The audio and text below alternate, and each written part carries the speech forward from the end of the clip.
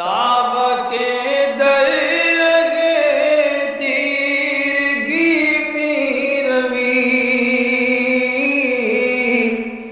بہر توبہ درائے شباب غوی بشنو از گوش دل مثنوی معنوی در رہے صدق برتا مسمم شوی بشنو از گوش دل مثنوی معنوی در رہے صدق برتا مسمم شوی۔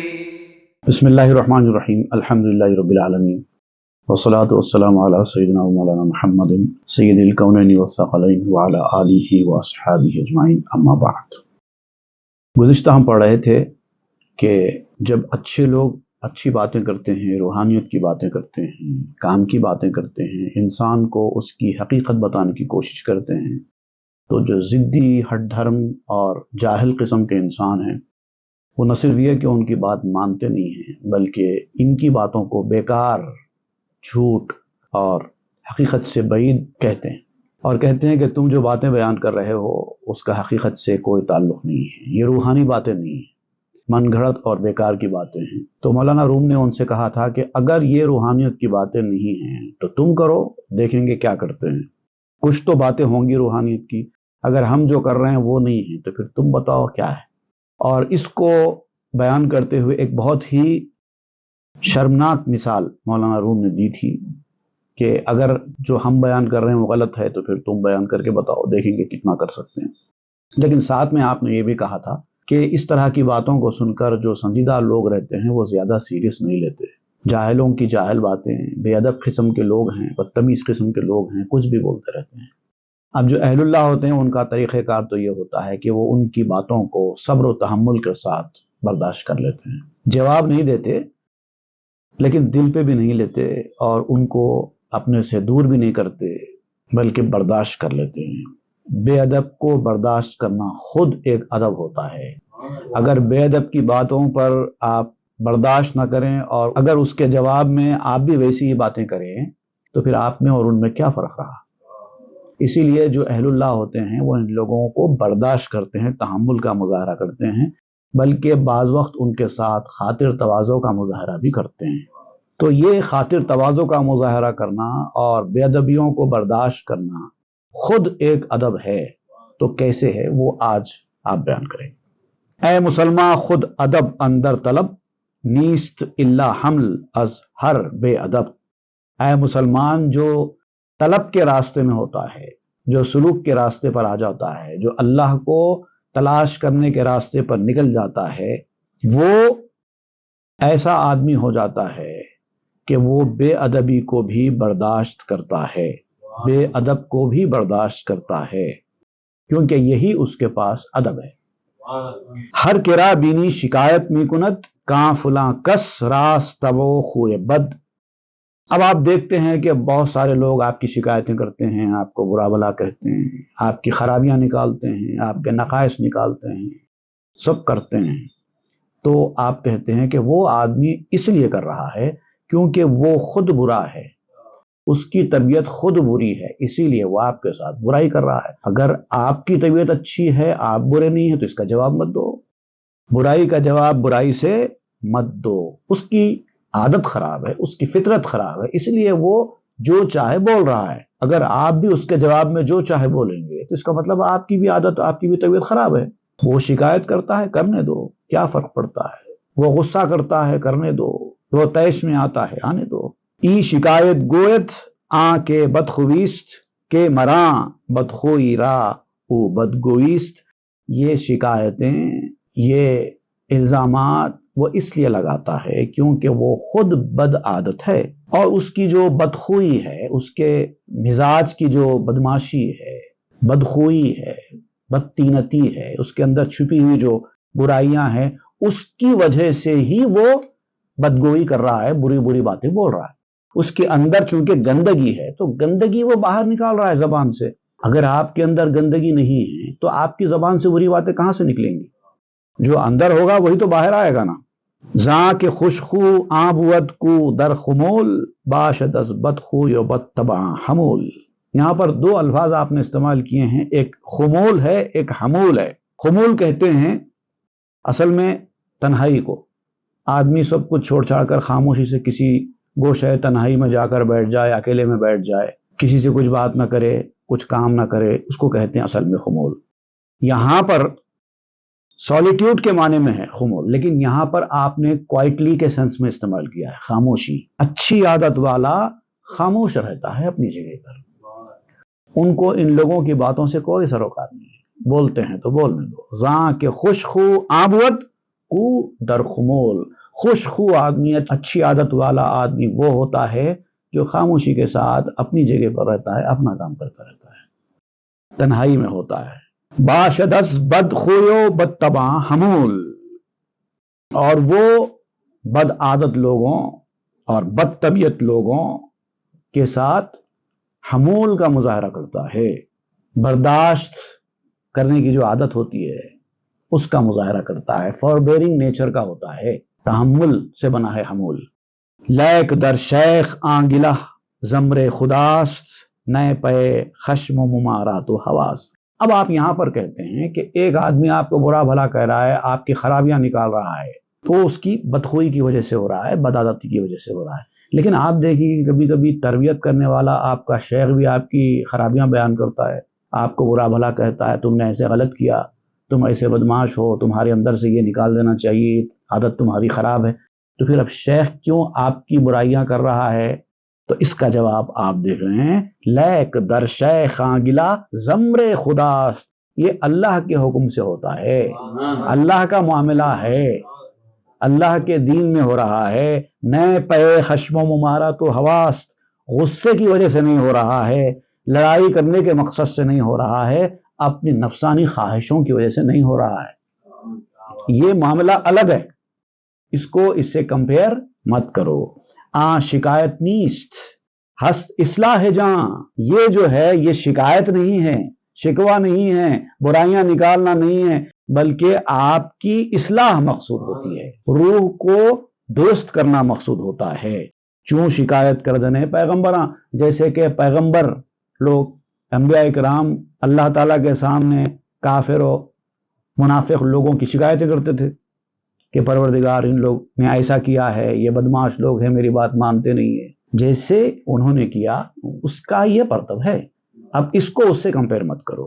نا حمولی انبیاء از امر داں، ورنہ حمالست بدرا حلم شاں، نبیوں کی جو عادت تھی شکایت کرنے کی، جو بظاہر ایسا لگتا تھا کہ وہ لوگ کافروں کے ظلم و ستم کو برداشت نہیں کر رہے ہیں، تو ان کا جو برداشت نہ کرنے کا جو ظاہری حال تھا وہ حکم سے تھا، اللہ کے حکم سے تھا، اس کو حکم سے سمجھو۔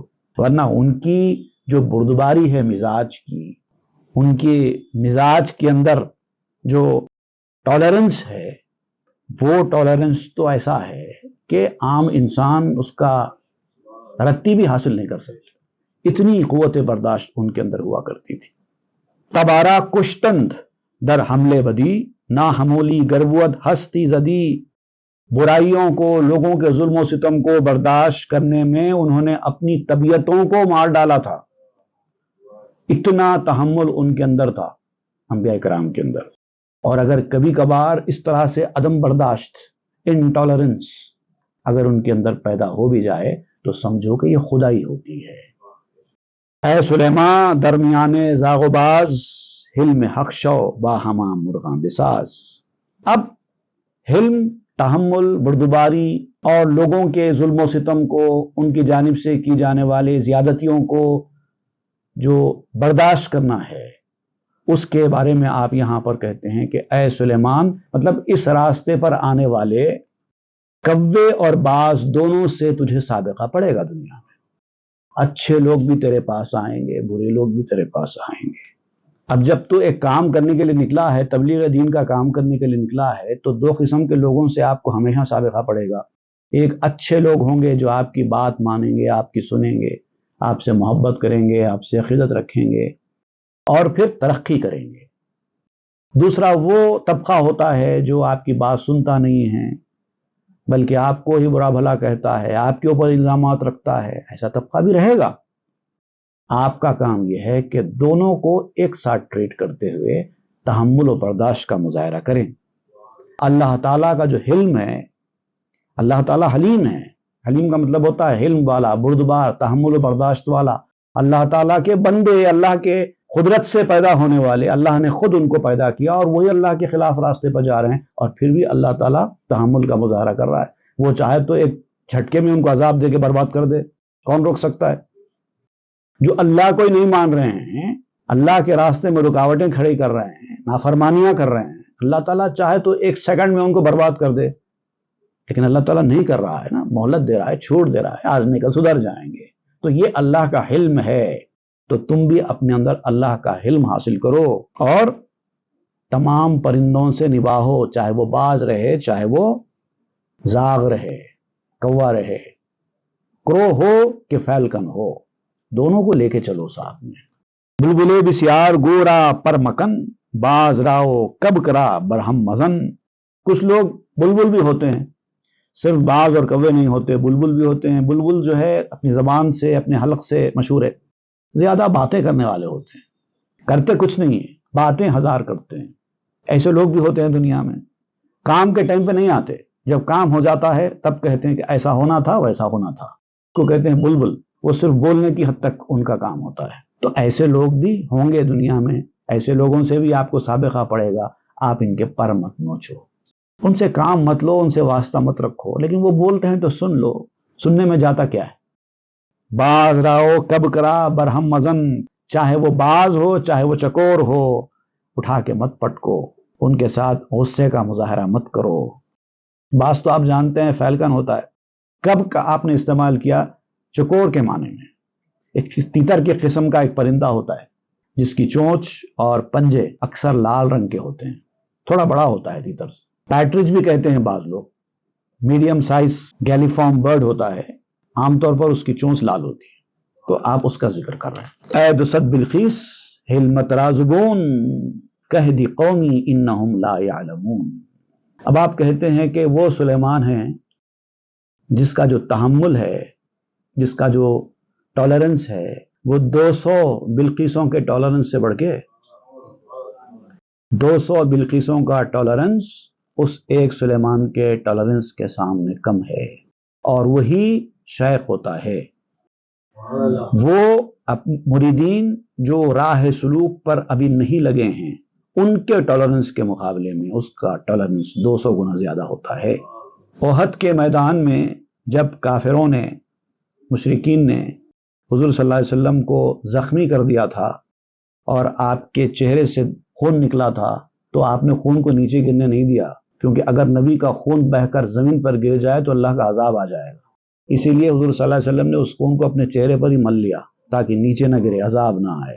اس کے بعد لوگوں نے عرض کیا کہ آپ ایسے بد کردار کافروں کے حق میں بد دعا کیجئے، تو حضور صلی اللہ علیہ وسلم نے جو بد دعا کی اس کے الفاظ بڑے قابل غور ہیں۔ آپ نے فرمایا اللہم اہدی قومی فانہم لا یعلمون۔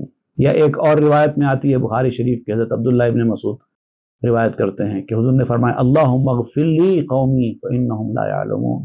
پہلے کلمات سے ظاہر ہوتا ہے کہ حضور نے دعا کی اے اللہ میری قوم کو ہدایت دے، کیونکہ وہ جانتے نہیں ہیں کیا کر رہے ہیں۔ ایک اور روایت میں اللہم اغفر لقومی، اے اللہ میری قوم کی بخشش کر دے، ان کو معاف کر دے، کیونکہ ان کو پتہ نہیں ہے کہ میں کون ہوں۔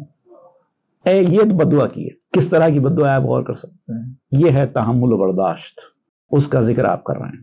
اب یہاں پر واقعہ آگے بڑھاتے ہوئے اب آپ بیان کریں گے حضرت سلیمان علیہ السلام نے بلقیس کے پاس جو پیام بھیجا تھا کہ شرک پر اصرار مت کرو، شرک کے راستے پر مت چلو، ایمان لاؤ اور ایمان کے راستے میں اپنا وطن چھوڑ کر نکلو، اور اس کام میں دیر مت کرو۔ ہی بیا بلقیس ورنہ بد شوت، لشکرت خصمت شوت مرتد شوت۔ خبردار اے بلقیس، نکل، آجا، ورنہ یاد رکھ تیرا برا ہوگا، اور میں نہیں چاہتا کہ تیرا برا ہو، اس لیے میں اصرار کے ساتھ تجھے بلا رہا ہوں۔ تو جس لشکر کے اوپر ناز کرتی ہے، میری ایسی حکومت ہے، میرا ایسا لشکر ہے، میرا برا ہونے نہیں دے گا میرا لشکر، کوئی میرے قریب نہیں آ سکے گا، اتنا بڑا لشکر ہے، کوئی مجھ پر حملہ نہیں کر سکتا، میرا جو سیکورٹی عملہ ہے وہ گھیر کر کھڑا ہو جائے گا، تو ایسا سمجھتی ہے نا اے بلقیس؟ یاد رکھ، وہ تو خیر عذاب دینے والا تیرے لشکر سمیت تجھے ہلاک کر سکتا ہے، لیکن ساتھ میں یہ بھی یاد رکھ کہ تیرا لشکر بھی تیرا دشمن ہو سکتا ہے، بغاوت ہو سکتی ہے، اتنا بھروسہ مت کر لشکر کے اوپر۔ پردہ دارے تو درت را برکند، جانے تو باتو بجاں خصمی کند۔ کبھی ایسا ہوتا ہے کہ پہرے دار، سیکورٹی جس پر آپ کو بہت بھروسہ تھا، وہی دروازہ اکھاڑ دیتے ہیں، تیری اپنی جان تیرے ساتھ دشمنی کر دیتی ہے۔ ایسے بہت سارے واقعات تاریخی کتابوں میں ہیں، ہمارے پاس ہی دیکھ لیجئے، حیدرآباد دکن کی تاریخ اٹھا کے پڑھ لیجئے، تانا شاہ کے پہرے دار نے ہی قلعے کا دروازہ کھول دیا تھا، جس پر تانا شاہ کو بھروسہ تھا، اسی کی وجہ سے تانا شاہ گرفتار ہوا اور حکومت گئی۔ پہرے دار نے ہی دروازہ کھول دیا دشمن کو اندر آنے کے لیے۔ اور پھر ہماری سابق وزیر اعظم اندرا گاندھی کی مثال بھی آپ جانتے ہیں، انہی کے سیکورٹی گارڈز نے انہی پر فائرنگ کر دی، جن پہ تکیہ تھا وہی پتے ہوا دینے لگے۔ ایسا ہوتا ہے، تو زیادہ بھروسہ نہیں کرنا چاہیے سیکورٹی پر بھی۔ جملہ ذرات زمین و آسماں، لشکر حق اندھ گاہے امتحاں۔ یاد رکھنا چاہیے کہ زمین اور آسمان کے سارے ذرے، جو کچھ زمین کے اندر ہے، جو کچھ آسمان کے اندر ہے، سب کچھ اللہ تعالیٰ کے لشکر ہیں، سب اللہ کے حکم کے تابع ہیں۔ تم سمجھتے ہو کہ تمہارا لشکر ہے، نہیں، اللہ تعالیٰ نے تمہاری حفاظت کی اجازت ان کو دی ہے، اسی لیے وہ تمہاری حفاظت کر رہے ہیں، ورنہ وہ تو اللہ کا لشکر ہے۔ باد را دیدی کہ با آد آنچ کرد، آب را دیدی کہ در طوفان چکرد۔ تو نے ہوا کو دیکھا ہے کہ قوم عاد کے ساتھ اس نے کیا کیا تھا؟ ایسی ہوا چلی جس کا ذکر قرآن مجید میں ہے، سورہ الحاقہ آیت نمبر 6۔ وَأَمَّا عَادٌ فَأُهْلِكُوا بِرِيحٍ صَرْصَرٍ عَاتِيَةٍ۔ قوم عاد آندھی سے ہلاک کر دی گئی، وہی آندھی جس کے بارے میں تم سمجھتے تھے کہ اس کے اندر کوئی جان نہیں ہے، ایسی چلی کہ پوری قوم عاد ہلاک ہو گئی۔ آب را دیدی کہ در طوفان چکرد، کیا تو نے پانی کو نہیں دیکھا کہ نوح علیہ السلام کے زمانے میں کیسا آیا طوفان کی شکل میں؟ کیا کیا اس نے؟ پوری قوم کو غرق کر دیا۔ ثم اغرقنا الآخرین۔ کس کی حکومت چل رہی ہے ہواؤں پر، پانی پر؟ تمہاری۔ آنچ بر فرعون زد آب بحر کی، وانچ با قارون نمو دستی زمین۔ اللہ کے غضب کے سمندر نے فرعون کے اوپر جو حملہ کیا وہ بھول گئے، جب چاہا پانی ہٹ گیا، جب چاہا پانی برابر ہو گیا۔ کس کی حکومت چل رہی ہے؟ وَأَغْرَقْنَا الَّذِينَ كَذَّبُوا بِآيَاتِنَا، سورہ الاعراف آیت نمبر 64 میں بیان کیا گیا۔ وہاں سے با قارون نمودستی زمین، اور قارون کے ساتھ زمین نے کیا کیا؟ اتنا بڑا دولت مند تھا قارون، خزانہ قارون مشہور ہے نا۔ آج جتنے امیر لوگ ہیں دنیا کے، richest men in the world کے 200 آدمی کی فہرست بنائیے، ان 200 کے پاس جتنی دولت ہے سب کو اکٹھا کر لیجئے، تب بھی قارون کی دولت سے کم ہے، اتنی دولت تھی اس کے پاس۔ لیکن ہوا کیا؟ اللہ تعالیٰ نے فرمایا فَخَسَفْنَا بِهِ وَبِدَارِهِ الْأَرْضِ، ہم نے اس کو اور اس کے گھر کو زمین کے اندر دھسا دیا۔ صرف قارون کو نہیں، پورے گھر سمیت زمین کے اندر دھسا دیا گیا۔ سورہ القصص بیان ہوا ہے آیت نمبر 81 میں۔ وہاں چے آ بابیل با آ پیل کرد، وہاں چے پشا کلہ نمرود خرد۔ یاد کرو وہ چھوٹے چھوٹے ابابیل، چھوٹے چھوٹے پرندے، انہوں نے ہاتھیوں کے ساتھ کیا کیا، ایسے بڑے بڑے جانوروں کے ساتھ کیا کیا۔ چھوٹے چھوٹے پرندوں نے چھوٹے چھوٹے کنکر اپنی چونچ میں اٹھائے، ہاتھیوں پر برسائے، تو بڑے بڑے ہاتھی تباہ و برباد ہو گئے۔ فَجَعَلَهُمْ كَعَصْفٍ مَأْكُولٍ، بالکل چھوٹی چھوٹی چیزیں بن گئی۔ بھوسے کی طرح ہو گئی. وہاں سے پشا کلے نمرود خرد. اور وہ جو مچھر نے نمرود کی کھوپڑی کھا لی تھی اس کو یاد کرو. معمولی مچھر چھوٹا سا جس کو آپ انتہائی کمزور مخلوق سمجھتے ہیں، اور نمرود وہ بڑا بادشاہ جس نے ابراہیم علیہ السلام کے لیے ایسی بڑی آگ دہکائی تھی، ایک معمولی مچھر سے ہلاک ہو گیا. ماں کے سنگ انداخت داؤد بدست، گشت سہ صد پارا و لشکر شکست. اور وہ پتھر بھی یاد کرو جو داؤد علیہ السلام نے اپنے ہاتھ سے پھینکا تھا. ایک پتھر تھا، اٹھایا اور ایسے پھینکا 300 ٹکڑے ہو گئے اور پورے لشکر کو شکست ہو گئی. اتنی طاقت ان پتھروں کے اندر کس نے دی تھی؟ کس کی حکومت چل رہی ہے؟ سنگ می بارید بر آدائے لوت، تاکہ در آب سیاہ خوردند غوت. حضرت لوط علیہ السلام کے دشمنوں پر کیسے پتھروں کی بارش ہوئی تھی، یہاں تک کہ انہوں نے کالے پانی میں غوطہ لگا دیا، برباد ہو گئے. قرآن پاک میں لوط علیہ السلام کی قوم کی بربادی کا بھی ذکر کیا گیا ہے سورہ الذاریات میں آیت نمبر 33. لنرسل علیہم حجارۃ من طین، تاکہ ہم ان پر مٹی کے پتھر برسائیں. ما بگویم از جمادات جہاں، آخلانا یار یہ پیغمبراں، مثنوی چنداں شود کے چل شتر، گرکشت آجز شود از بار پر. اب آپ کہتے ہیں کہ اگر میں دنیا کی بے جان چیزوں کے بارے میں اس طرح بتاتا چلوں کہ بے جان چیزوں کے اندر طاقت کہاں سے آئی اور کس طرح ان بے جان چیزوں نے پیغمبروں کی مدد کی، اگر اس کی تفصیل میں بیان کرنا شروع کروں تو مثنوی اس قدر لمبی ہو جائے گی، اتنی زیادہ ہو جائے گی کہ لکھی ہوئی مثنوی کو اٹھانے کے لیے 40 اونٹ لگیں گے اور وہ اونٹ بھی نہیں اٹھا سکیں گے. اتنی باتیں ایمان والوں کے لیے اتنے کافی ہے ان کے ایمان کو تقویت حاصل کرنے کے لیے. دست بر کافر گواہی می دہد. اب تو یہ باہر کی چیزیں ہیں، خود تمہارے اندر کی چیزوں کو یاد کرو. قیامت کے دن کیا ہوگا کہ کافر کے کفر کی گواہی خود کافر کا اپنا ہاتھ دے گا. دست بر کافر گواہی می دہد، لشکر حق می شود سر می نہد. تمہارا اپنا جسم خود اللہ کا لشکر بن جاتا ہے اور اطاعت کرتا ہے.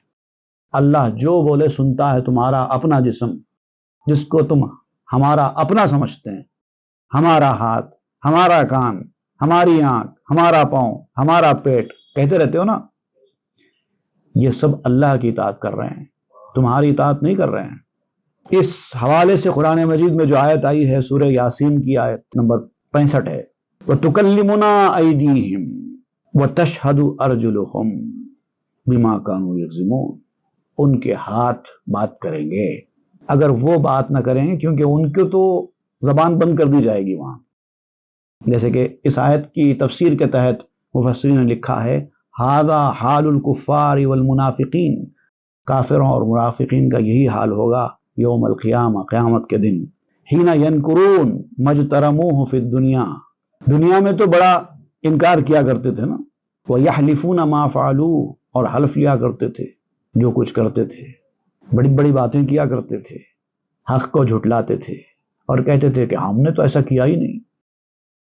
فَيَخْتِمُ اللَّهُ عَلَىٰ أَفْوَاهِهِمْ. ان کے منہوں پر اللہ تعالیٰ تالے لگا دے گا قیامت کے دن. ان کا منہ کھل بھی نہیں سکے گا. وَيَسْتَنْتِقْ جَوَارِحَهُمْ. اور ان کے جو جوارے ہیں، آنکھ، ناک، ہاتھ، پاؤں، یہ بات کریں گے. اب منہ بند ہو جائے گا بات کرنے سے. جن کو دنیا میں بات کرنے کی اجازت نہیں تھی اب وہ بات کریں گے. آنکھیں بات کریں گی، ہاتھ بات کریں گے، انگلیاں بات کریں گے، ناخن بات کرے گا، پلکیں بات کریں گی، داڑھی بات کرے گی، گھٹنا بات کرے گا. یہ ہوگا قیامت کے دن. اسی کا ذکر کر رہے ہیں تکلمنا ایدیہم. ان کے ہاتھ بات کریں گے ہم سے. وتشہد ارجلہم. اور ان کے پاؤں گواہی دیں گے کہ یہ شخص فلاں فلاں جگہ اس طرح سے مجھے استعمال کرتے ہوئے گیا تھا. بما کانوا یکذبون. جو کام انہوں نے کیا اس کی جزا کے طور پر ایسا ہوگا ان کے ساتھ. اے نمودا ضد حق در فعل و درس، درمیان لشکر اوئی بترس. اے بولنے میں اور کرنے میں الگ الگ رہنے والے انسان، اپنے قول و فعل کی مخالفت کرنے والے انسان، بولتا کچھ اور ہے کرتا کچھ اور ہے، یاد رکھ تو اللہ کے لشکر کے درمیان گھرا ہوا ہے۔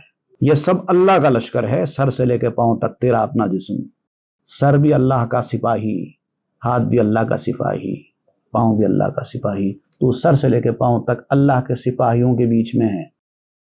خوف کھا، ڈر، کہاں کہہ رہا ہے کہ میرا ہے، تیرا کچھ بھی نہیں ہے۔ جزو جزوت لشکر حق در وفاق، مر ترا اکنو متیند از نفاق، تیرا جوڑ جوڑ اللہ کا لشکر ہے، ہر چیز اللہ کے سپاہی ہے اور اللہ کی حکم کی تعمیل کرتے ہیں۔ مر ترا اکنو متیند از نفاق، لیکن وہ تمہارے سامنے ایسا ظاہر کرتے ہیں جیسے وہ تمہارے اطاعت گزار فرمانبردار ہیں، جیسے تم چاہتے ہیں تو ہاتھ اڑ جاتا ہے، جیسے تم چاہتے ہیں تمہاری نظر ادھر سے ادھر اڑ جاتی ہے، جو تم چاہے ہو رہا ہے۔ تمہارا جی چاہے بیٹھ جاؤں، پاؤں مڑ گئے بیٹھنے کے لیے، تمہارا جی چاہے لیٹ جائے تو تمہارا جسم لیٹنے کے قابل ہو گیا، تم جیسا چاہ رہے ہیں تمہارا جسم ویسے کام کر رہا ہے۔ یہ اس کی ظاہری حیت ہے، اس میں دھوکہ مت کھاؤ۔ اللہ تعالیٰ اس کی نشانیاں بھی دکھاتا ہے۔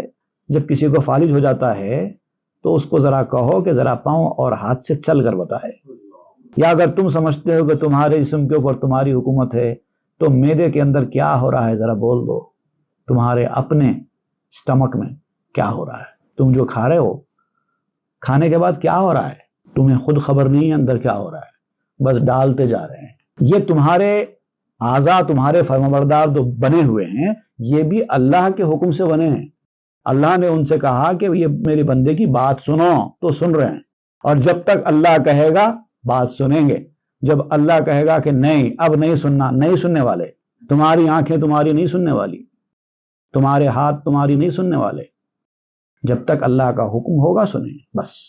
گر بگویت چشم را کورا فشار، درد چشم استو برارت صد دمار، اگر وہ آنکھ کو کہہ دے کہ اس بندے کو تنگ کر، اگر اللہ کا حکم آ جائے کہ اے آنکھ تو جس کے جسم میں ہے اس بندے کو تھوڑا تنگ کر، صرف یہ حکم اگر آ جائے تو صرف آنکھ کا درد تمہارے اندر 100 ہلاکتیں پیدا کر دے گا۔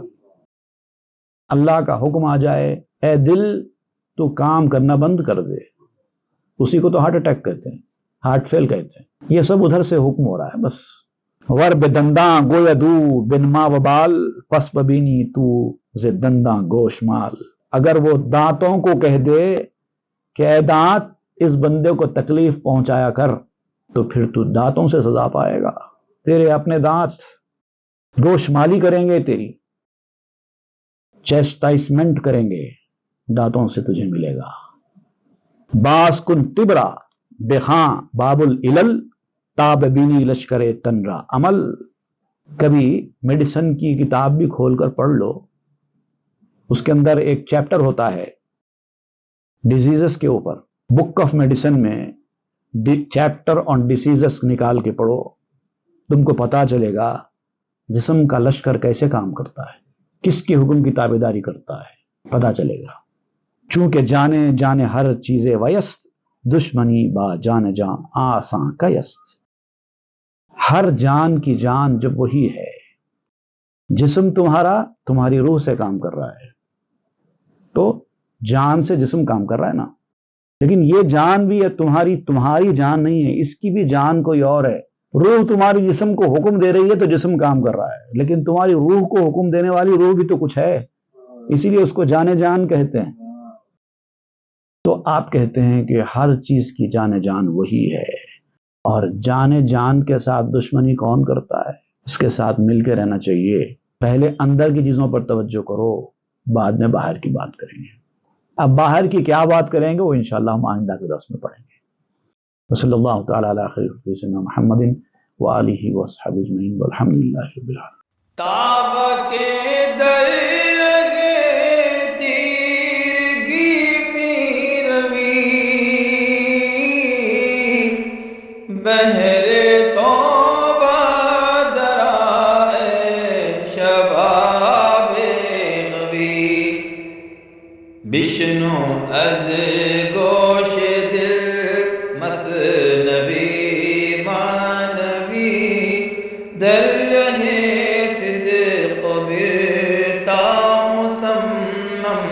شبی بشنو از گوش دل مثنوی